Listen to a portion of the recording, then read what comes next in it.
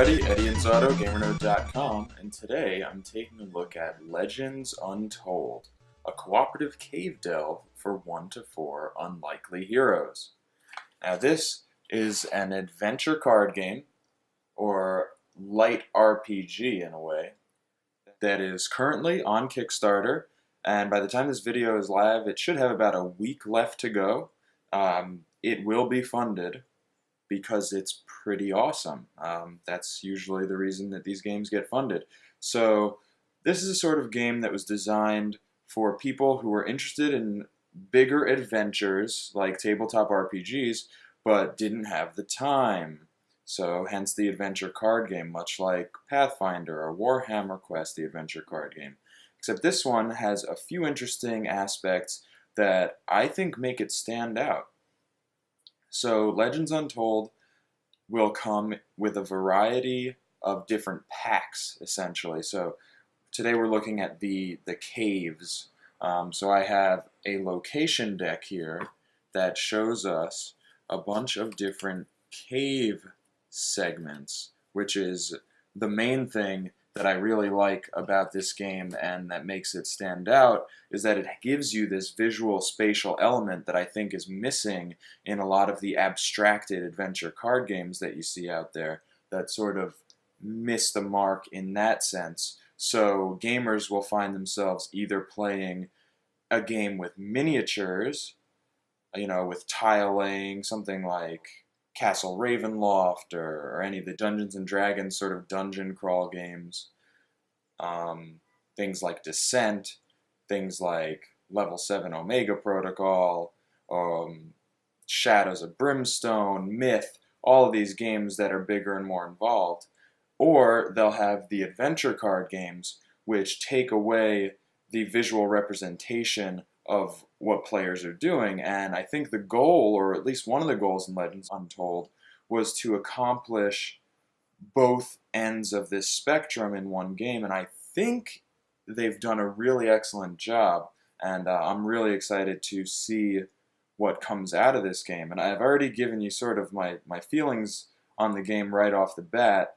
But, well, let's take a look at the game now. So here we have the setup, and it's a bunch of cards out in a bunch of piles, but I'll tell you what everything does. So what I'm going to be doing is playing as 2 players here.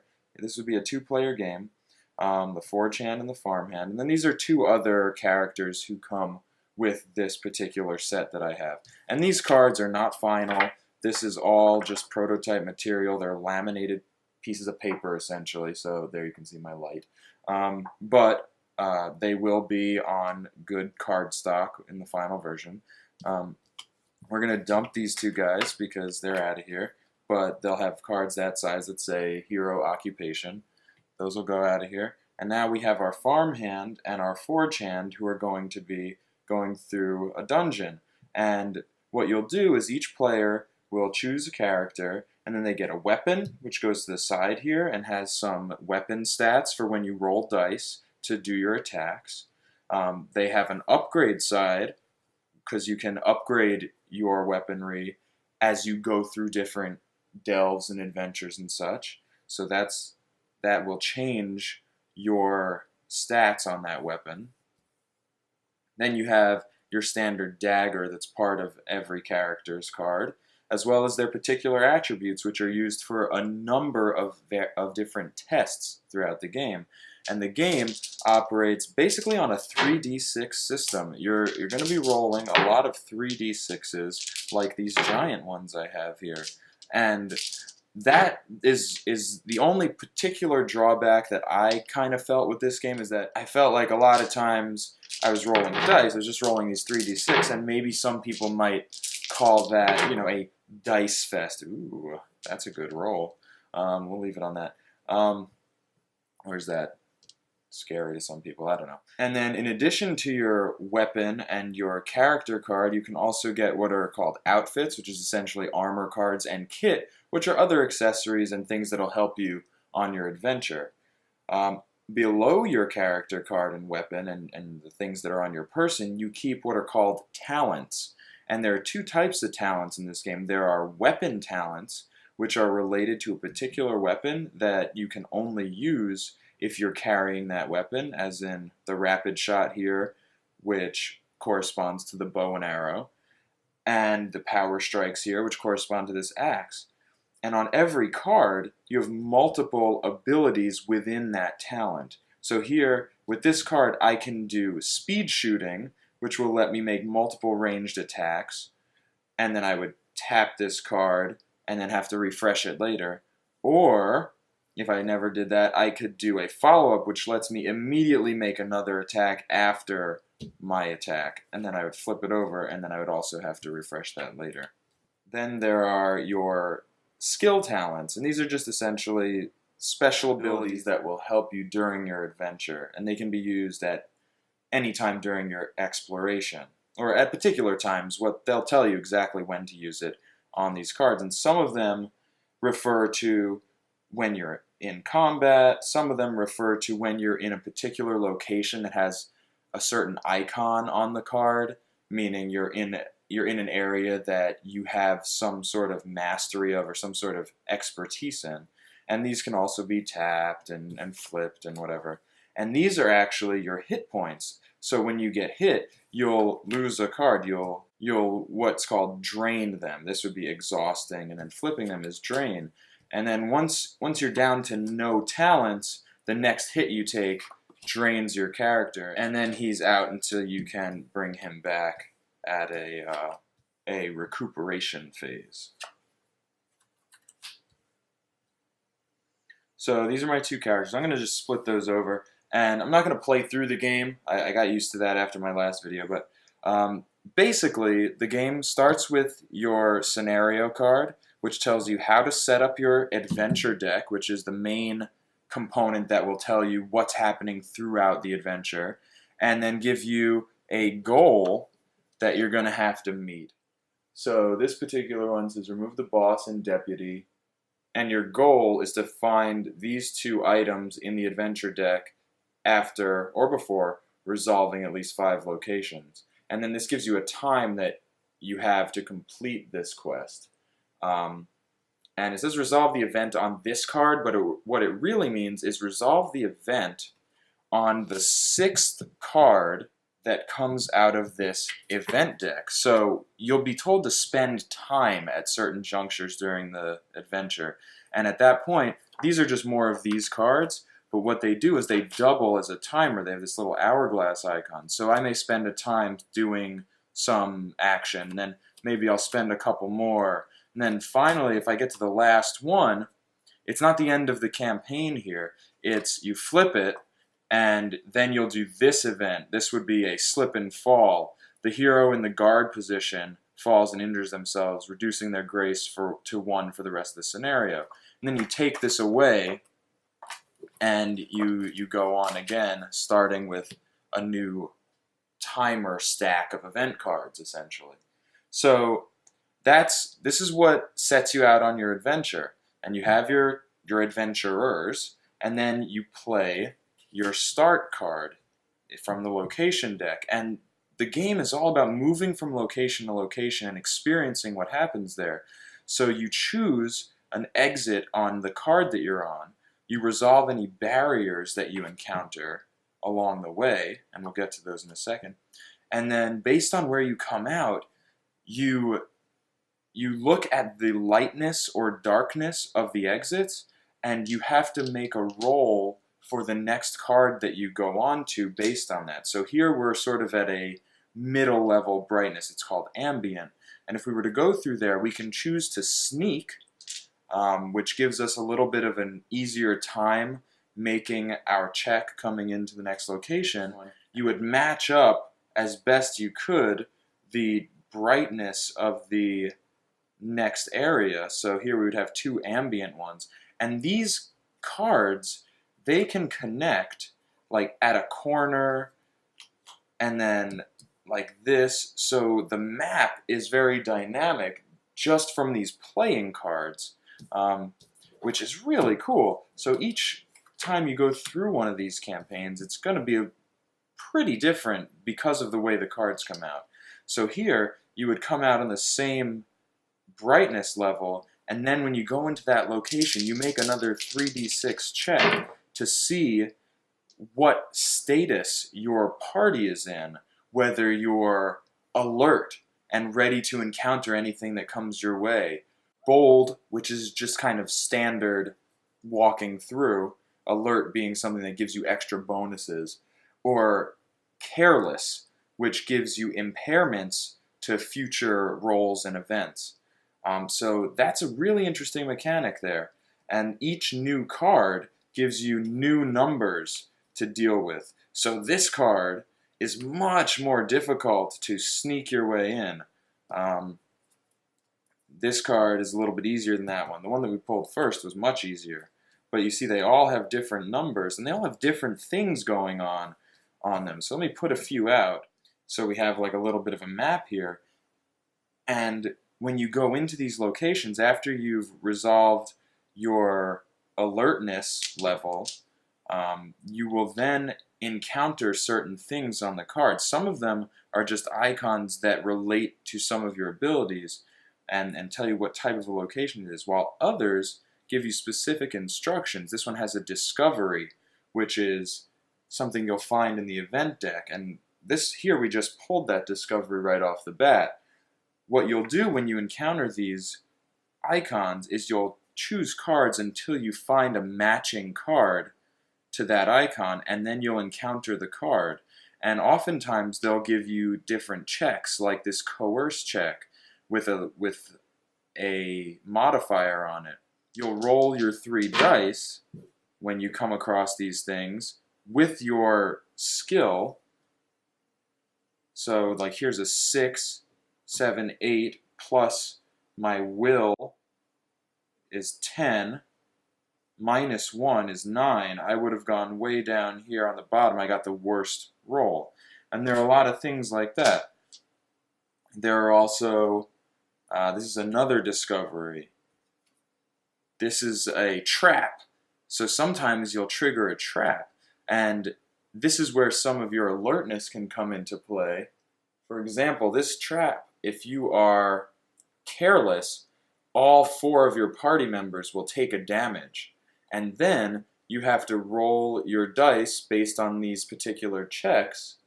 And if you fail, you take a result. And if you pass, you take a much better result. So you'll come across a lot of these things. And there are a lot of little rules that help you gain bonuses based on masteries. That one showed this little diamond icon. That means that I have a mastery in that particular area of expertise. And this stalagmite maze relates to that. So I get a bonus there. And that comes up time and time again. And then you can run into enemies like this goblin brave. And you'll go through combat rolling your dice, your 3d6, and seeing where it lands on your weapon chart. So here I got a 7 and 8. That's just a straight up miss. And you can spend a good amount of time missing like this. Here he got pushed back, so he becomes disadvantaged for the next round. And it has this interesting system of having the advantage or being disadvantaged, which gives you like a +2 to attack or a -2 to ranged attacks or various bonuses and impairments to your combat ability, and it changes as the battle goes on based on what you're rolling. So with a card like this axe, you could roll this 12 and you could advance, and if you advance, you push the enemy back, and then the next character in your party gains advantage for his attack. Or you could roll an 8 and you get pushed back yourself, and then you become disadvantaged. So there's a really interesting tug of war in battles, which I think is really cool. And each enemy character adjusts based on the number of players. So here you have 2 Goblin Braves who run away when they're knocked down to 1, or 4 Goblin Braves who run away when they're knocked down to 2, or 6 Goblin Braves who run away when they're knocked down to 4. And this is based on player count. So 1 or 2 players, 3 to 5 players, 6 to 8 players. Obviously, you saw there were only 4 characters in this particular set, but there are planned to be many more of these, with an entire campaign set forth for players to participate in little by little.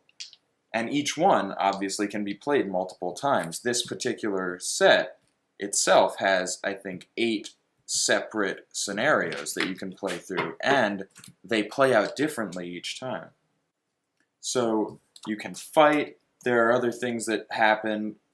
Say you went through a barrier. You have some more stuff to deal with. Again, you're doing these checks, and then once you get through a barrier to a new area, like say you're here and you come through this barrier and you end up in this new area, well, guess what? You pull a new adventure card. Oh, you found a loot. So the loot goes to the side. And then you keep going until there's some sort of an encounter. And if you, say you get this trap, if you resolve this trap, you'll then collect that loot. And it'll go with your character. And what you do is you go through resolving locations and trying to find what is set forth in the scenario. Or whatever the scenario may be, it'll have different goals. This particular one said find the tattered map somewhere, as well as the warning note. And when you do that, and you've resolved 5 locations, and you have a straight path back to the start, you've won the scenario. You may be wondering, when I said you're exhausting your cards, and those are your hit points, well, how do you get them back? Once you've gone through all of the obstacles and discoveries and such on these cards, fought your foes, experienced whatever traps lay ahead of you, you then have the opportunity to rest. And when you rest, you can spend time to heal up back to full abilities, full health, before you move on to the next card. And then some cards also have a search icon, which let you draw cards and do a quick search to try to find something, or spend time and do a careful search to try to find stuff. There are so many very interesting, a lot of fun mechanics in this game, and especially this visual-spatial element really gives you a sense of actually exploring and really going on an adventure instead of just flipping cards and fighting enemies. And I really like that, and I'm excited to see the final version of this game, as well as all the new packs for Legends Untold that will give you new locations, different types of enemies, different weapons, different kit, different skills, etc. Because the game also has a campaign mode that lets you upgrade as you go. So here I upgraded my axe after my first little adventure, my first scenario. Then, oh, wait, I've earned a new skill talent. Or this character has earned a new weapon talent for when he wants to use an axe. So there's growth in this game as well. Because not only are you gaining abilities, you're gaining hit points too.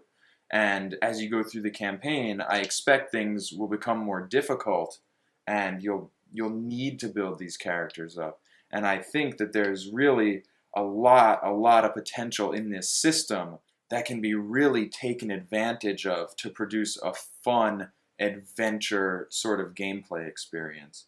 So this is something I'm really into, and I think you should check it out on Kickstarter if you're into this sort of game. I believe it's worth backing. So if you agree from what you've seen here, go ahead and do it. I expect really good things out of this game and this system in general. That's Legends Untold from Inspiring Games. It's their first game, but it has already been a success on Kickstarter. It will be produced, so I would go ahead and check that one out. So that's Legends Untold. I'm Eddie Inzauto, GamerNode.com. Thanks for watching. If you like videos like this, please do give us a thumbs up and subscribe to our channel so you can get all of our videos as they come out.